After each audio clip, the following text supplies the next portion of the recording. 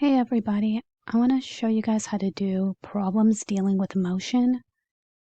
They are application questions, so basically it's going to be like word problems where it's like these sentences and you extract what you need from it. Those are called application questions. And with motion, there is a formula. It looks like this, right? And there's variations of it, but this is essentially it. It's distance, rate, time. And rate and time are being multiplied. So it's distance equals rate times time. So here's the thing. Rate can mean speed, if that's easier for you. That helps me a lot. And distance is code word for length, right? And then time is going to be like hours, minutes, seconds. So this is like the cheat code to make it easier for you, but it's distance equals rate over time, right? This is going to be used a lot in physics. So if you have to take physics or eventually you're going to end up with that, even by accident, who knows what the future holds, right, in college, this formula is going to be used. So I have a few examples. I think I have like 5 or 6 examples, example questions that we can walk through. Okay, so the first question is, how long will it take a bus traveling 72 kilometers an hour to go 36 kilometers? Let's see. So I'm going to go ahead and underline everything important. So I have this bus that's traveling right here. It's traveling 72 kilometers an hour and it's going 36, right? So right here, this is going to be speed. This is my speed. Speed and or rate, it's usually going to have like a bunch of letters in it. Do you see right here where it has like km-hr? It can also be like mph, miles per hour. It's going to have multiple units in it as a quick way of referencing as you're studying. And we are going 36, right? So that is my distance. That's my distance or my length. It's asking me how long will it take? That's the question. Long, how long? That's time, right? That's time. So we're seeing a breakdown of this question. We're getting time, we're getting the rate, and we're getting the distance. How do I put it together? Well, I have D equals RT from the formula above, right? Right over here we were working with a minute ago. So let's see, I have 36 for D, and then R, or rate, or speed if you want to call it, 72. And then T we're going to leave alone. So I have it set up. Here's what I got to do. I got to isolate T. I got to get him by himself. How do I do that? Arithmetic stuff. So anytime you multiply, you do the opposite, right? That guy becomes a 1.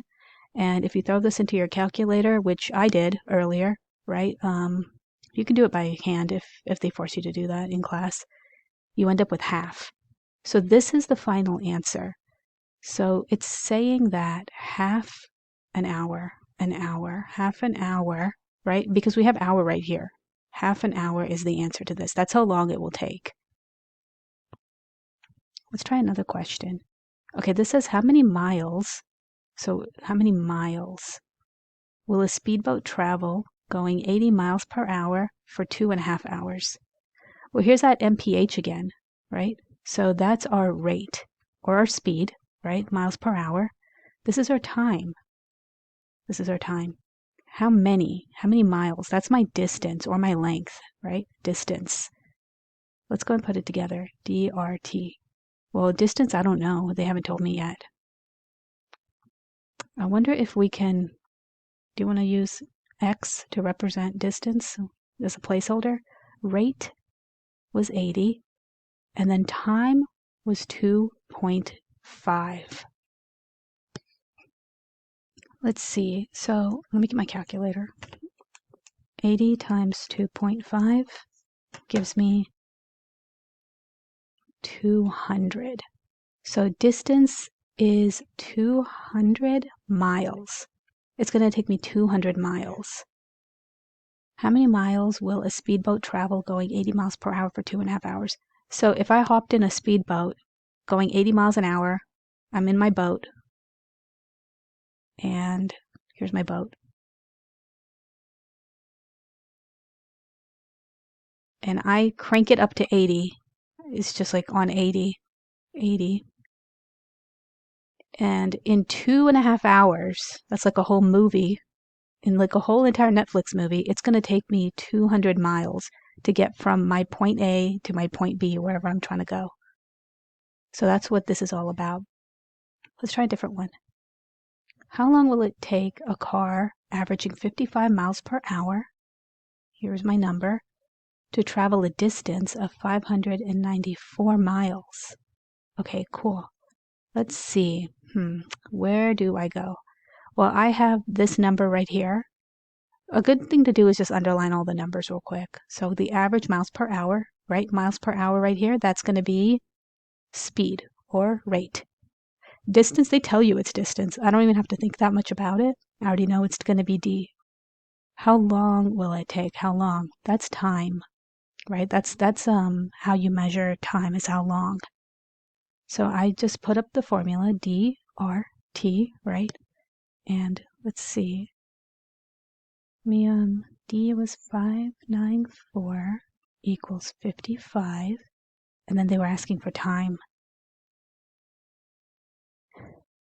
Should I get a calculator? Yeah, I think I'm going to get a calculator. I think I have like a flu or something. 594 divided by 55 gives me 10.8. 10.8. So it's going to be hours, 10.8 hours, right? It's right here, miles per hour. That's how I know to put the word hours at the end of that. So it's going to take me just under 11 hours, right, to drive this car. That sounds very taxing. Let's try another one. Okay, what is the average speed of a train if it takes 3 complete days? 3 complete days to travel 3,600 miles. And then we are looking for speed. Remember, the code word for speed is rate. We're looking for rate, right? 3 complete days. Well, that's going to be time, right? That one maybe not be so straightforward. It might take a second. Like, if we were to ignore that, let's not do that one first. Traveling 3,600 miles, well, we know that's distance because it's just miles. So what's left is 3 complete days. I have t left, so by default, t would land over there for 3 complete days, right? So let's go ahead and set it up. We could do our bookkeeping over here in the corner. So D, I had 3600. For rate is what I'm looking for. We'll use X as that variable placeholder. And then 3 complete days. That's going to be 3 days. So that's like 24 times 3. Yeah. Okay, let's do 24 times 3. And I hope that's right. Okay, let's see. We'll see at the end. I have the answer, but I don't have it. I don't have this one worked out. Okay. So we're going to do D equals RT. So I have 3600 equals rate, which is what we're looking for. And then I have time, which we could do 24 times 3, right? Which we determined was 72, right? And what I got to do is I have to isolate R for speed. 72. So let's see, 3600, 72. I ended up with 50, right? So it's going to be, the speed is going to be 50 miles per hour. Miles per hour? Miles, days. You know what? It's not miles per hour. It's going to be 50.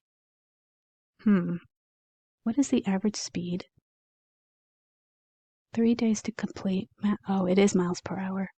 Oh, that's embarrassing. Yeah, we got it right. Miles per hour, y'all. Look at that. Check it out. Okay. Let's go to the next one. I have two more and then that's it. Okay, so a plane flies from New York to Chicago at a distance of 1,600 miles at 400 miles per hour. Returning from Chicago to New York, it flies into a headwind and averages only 320 miles per hour. How many hours was the plane in the air for that entire trip? Okay, this one's a little bit wordy. So we have this number, this one, and this one. Okay. So it wants to know New York. Okay, I think I got this one. This one's a little bit, okay, New York City, right, is 1600. And let's see. Looks like the rate, miles per hour, is 400. It's 400. From Chicago to New York City, let's call it CYN, it's 320 miles per hour, right? So if I did D equals RT, I would do 1600 right here equals rate of 400. Don't have the time. And let's see. This would give me 16, right? This is for New York City. And then we're going to do another one for, what is it called? Chicago? Chicago to New York. Okay? We have two guys going. Just kind of show you what I'm doing. And because it's asking how many miles total was the plane in the air, I gotta mix both of them together. So 1600 divided by 400 gives me 4, right? It's 4 hours. That's how much I was hanging out in New York, right? And then now we're gonna mess with Chicago, right? Going back to Chicago or whatever. Let's see, I have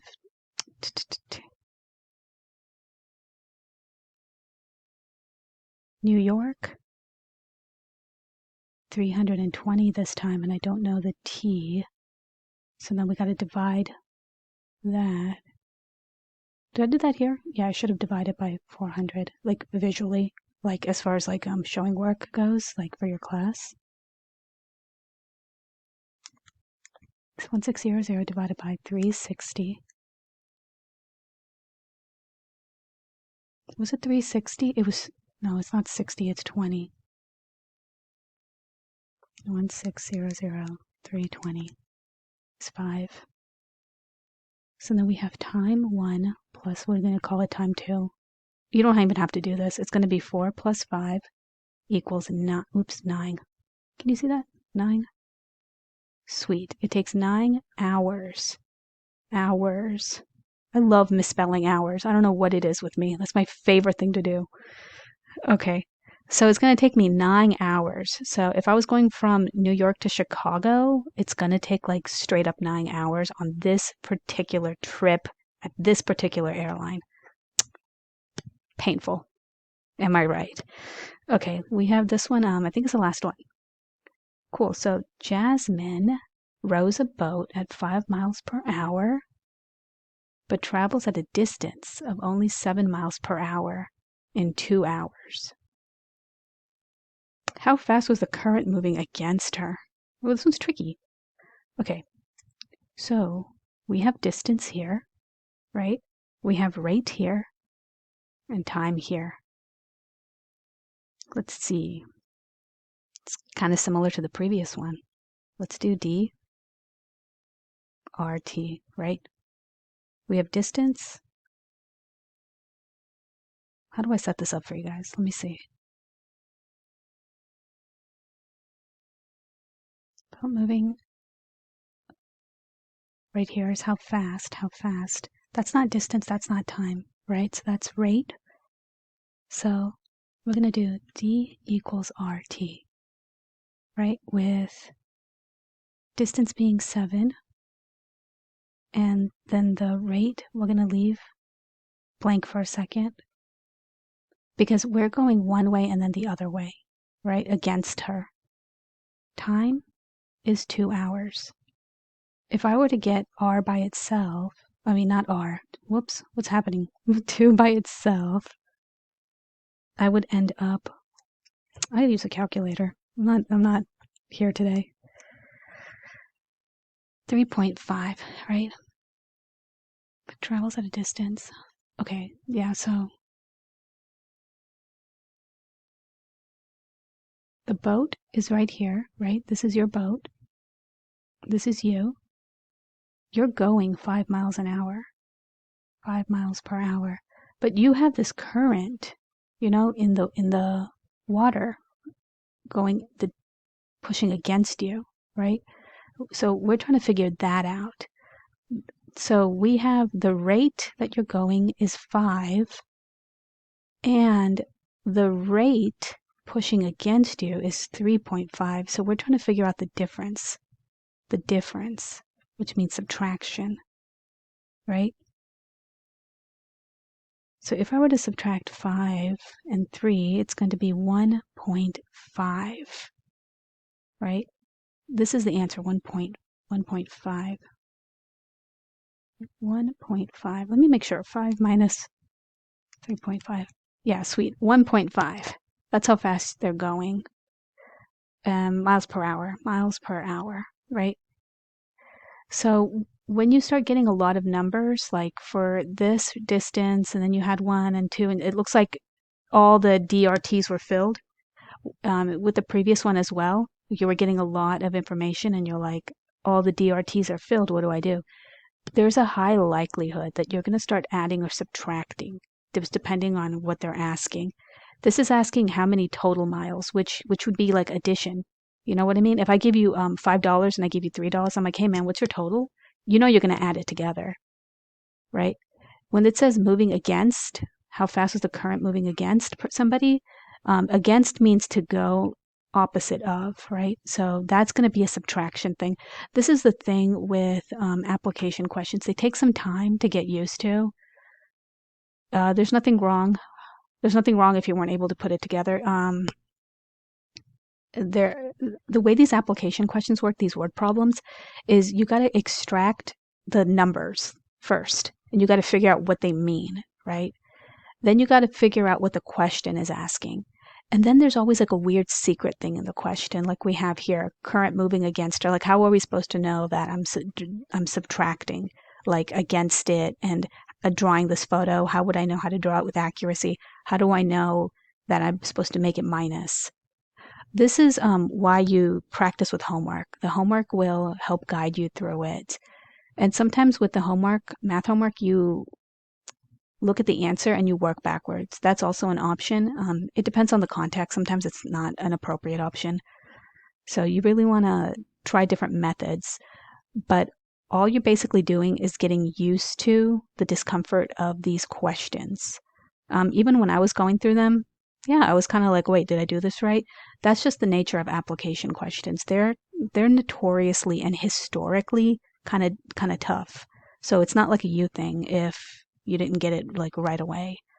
Okay, I hope this helps. You can follow me if you want. No pressure. Okay, thank you everybody. Goodbye.